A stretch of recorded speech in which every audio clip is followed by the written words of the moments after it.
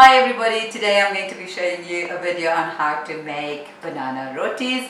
I've been getting loads and loads of requests on this on my Instagram page, where I've been making this for my boys this past week for breakfast.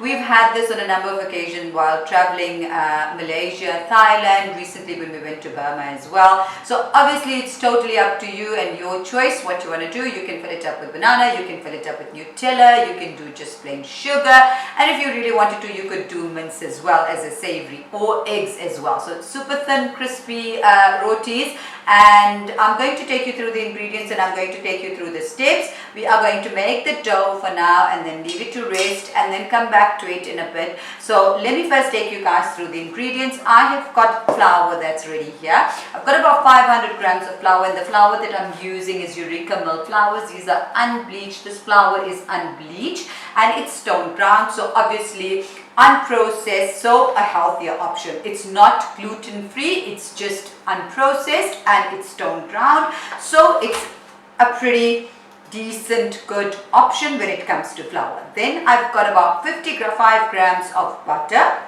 That is room temperature. 55 grams of butter, that's room temperature, and I'm going to keep this aside while I show you the rest of the ingredients. Here I've got about 260 mils of water and about 1.5 teaspoon of salt here. So 260 mils of water and 1.5 teaspoon of salt, that is room temperature water. A tablespoon and a half of condensed milk, that's here. You could use sugar as well, and 1 large egg. So let's get this started and see how we're going to do this quickly. So into my water I am going to add salt, and I am going to mix this and make sure that my salt is nice and dissolved. So I just want to whisk this for a few seconds to make sure that my salt is nicely dissolved, and in here I am going to break in 1 large egg. So 1 large egg goes in here and we give this a good whisk.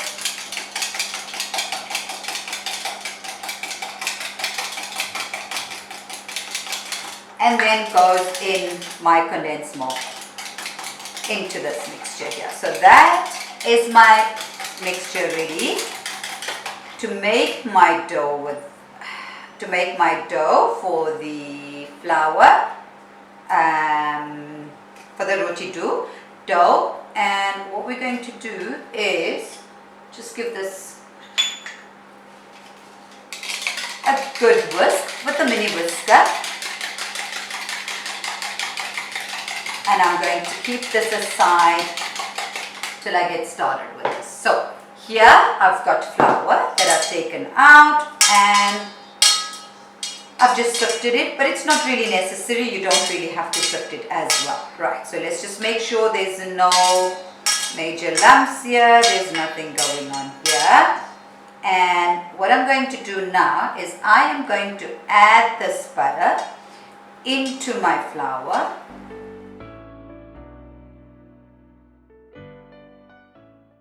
Just rub this into breadcrumbs like texture.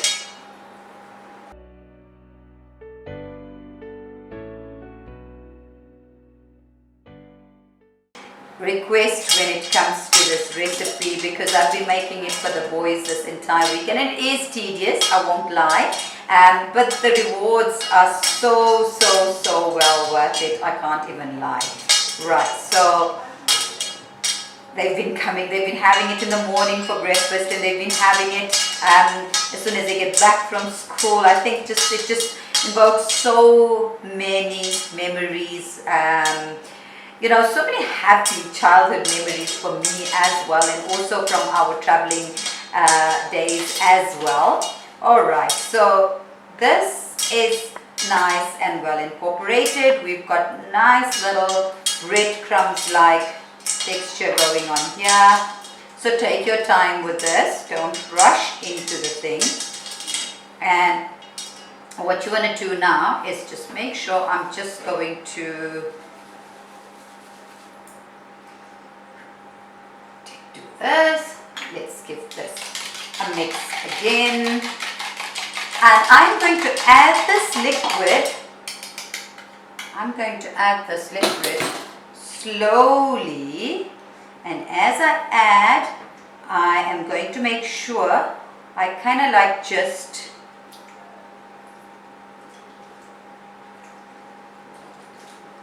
mix. Now I don't, sometimes you want to use a large egg, but I don't often have large eggs at home. I usually use medium-sized eggs. So before I entirely mix this, I'm just going to add a little bit more liquid, because what happens with the roti dough is when you kind of mix it all together, then to add liquid and mix it, it kind of becomes hard. So you want to just make sure you've got the right amount of liquid. So the dough that we're looking for has to be kind of wet, not too dry. That's that there. And what I'm going to do at this stage is I'm just going to bring this together, and I kind of get a feeling I might need a little bit more liquid before I start mixing this together. So I am going to add in, I don't like to do that straight away. I like to add the first amount of liquid, feel, and then go along. So there we go. I think that should just be perfect. And now I'm going to give it a good mix. But what I'm looking for is just about the texture where it starts coming together and it's not too dry, because I'm going to leave this, I'm just going to bring this dough together and I'm going to leave this covered with a damp cloth so I can let the gluten rest and, you know, sort of just relax. Because what I don't want to do at this stage is I don't want to be fighting with the dough. I want the dough to work with me as opposed to working against me. And if I leave the dough to rest at this stage, what it's going to do is also going to absorb all this extra moisture that's here, and it is going to be my friend as opposed to working against me. So this is what it is. Look, I can always add in a bit more flour later on if I want to. So you kind of just get the feel of your dough.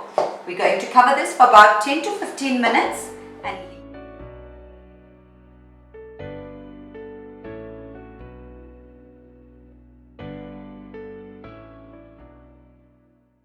okay guys, so this has been about 15 to 20 minutes. This dough has been resting.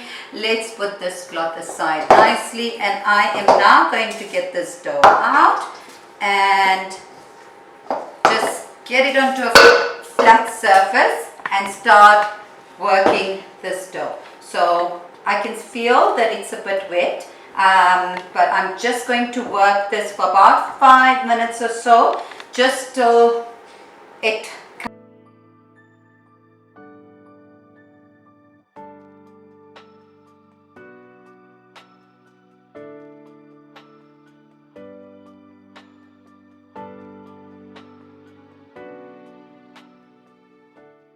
Okay guys, so this I have been busy with for about 5 to 10 minutes, and you can see it's not a dry dough. It's quite nice. It's not sticking. I did add a little bit of flour. So you just have to watch as you go along. Just don't throw in all of the liquid at the same time. Make sure as you add your liquid, kind of move your hand around so you see what's going on with your dough. And then at this stage, once again, I am going to leave this in my bowl to rest for another 10 minutes or so, 10 to 15 minutes, put the cloth on.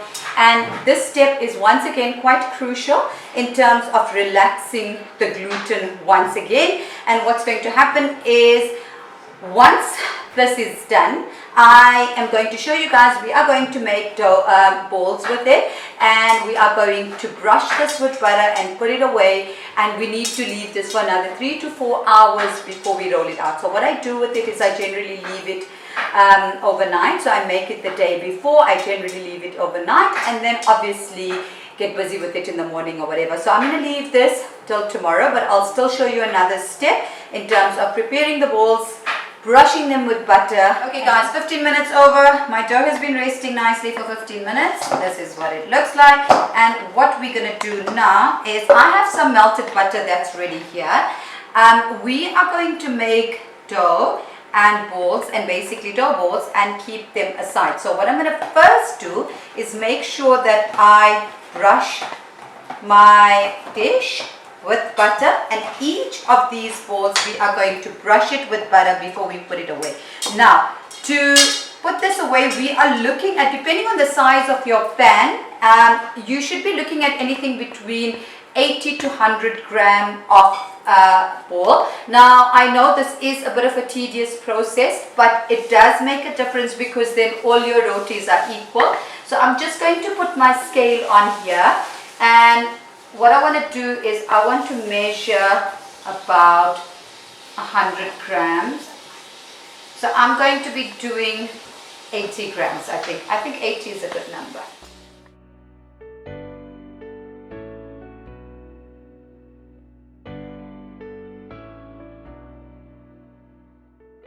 Shake them up quite nicely and equally and round. So what I like to do is just to sort of roll this between my palms. And this is quite an important process.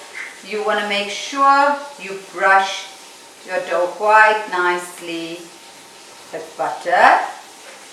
And we are going to form each of these like this. You should get about 8 to 10 balls, I think, if I'm not mistaken.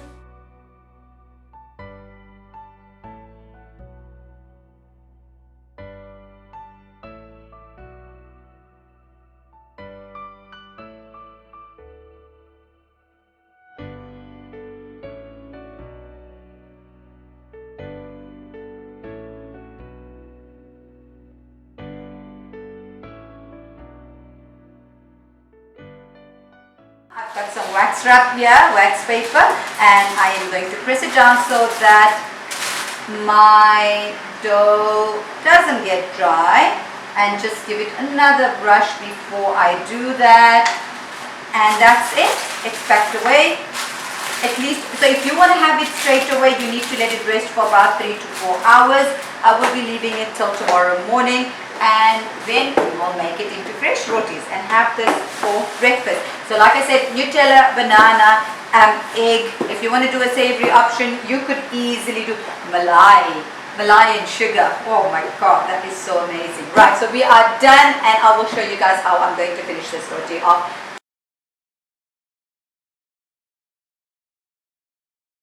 Alright, so you want to make sure that you've taken your dough out at least about an hour or so before the time, at least hour and a half too. And initially what we're going to do is we're just going to flatten this out with our hand, with the palm of my hands, or with the tip of my fingers, whichever one is easy. So generally when they're doing it in Asia, in Malaysia and Bangkok and that, what they do is they flip it over this way and that way, which is quite difficult, which we're not going to manage to do, and even I'm not going to manage to do, and even if I try to do it, it's not going to happen.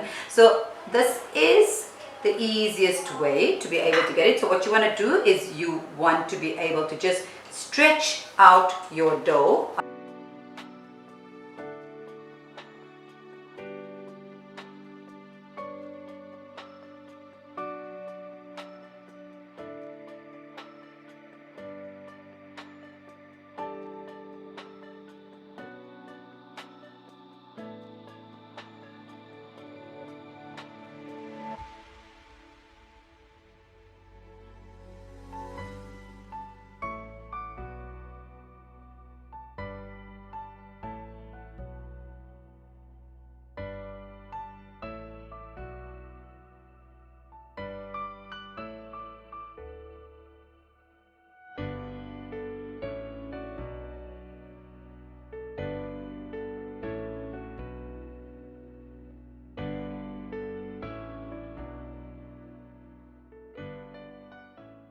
And I've realized with practice, because all I've been doing is making these for this past week, is to try and do this as big as you can.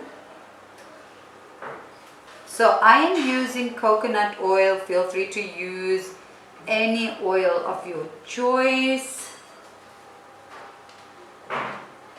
Right, now that I've stretched this out as much as I can, what I've got is I've got my knife here, and I am just going to cut off these edges, which is going to remove, which is basically getting rid of all this thick bits.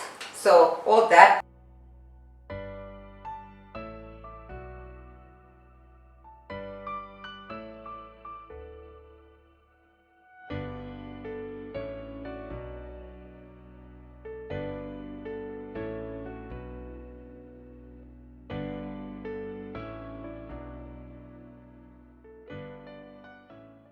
Of your pan, and what we're going to do is I'm going to add in oil, and we are going in with a generous amount of oil.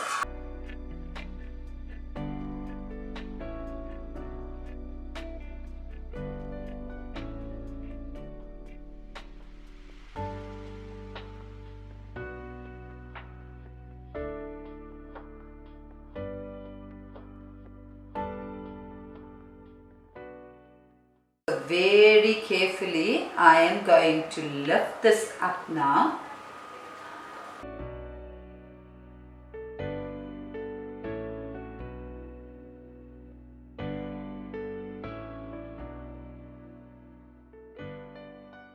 I'm going to then peel this banana. So you want to try and use the green banana, slightly green, not too ripe ones, and be careful in terms of how much you want to fill this up. That's why I like to obviously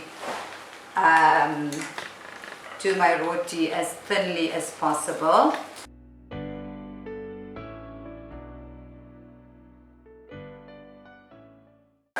So I am cooking these on medium to low heat, because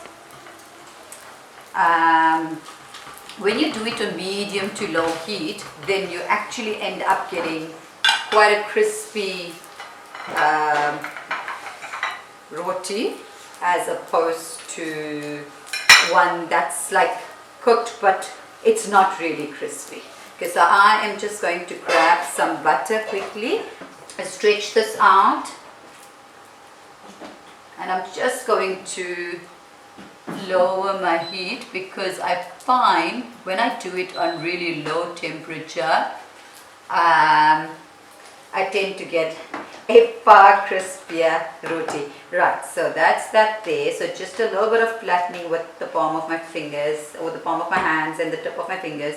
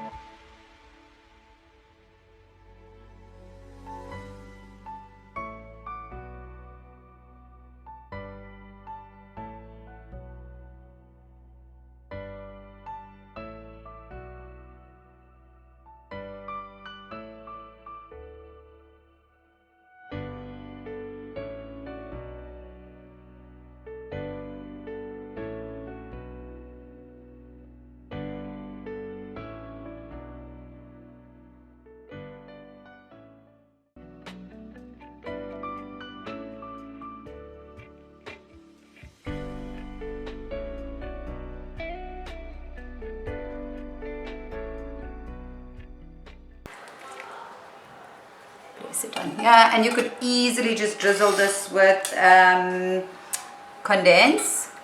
We're going to leave one exactly the way it is. The other one is going to be drizzled with Nutella.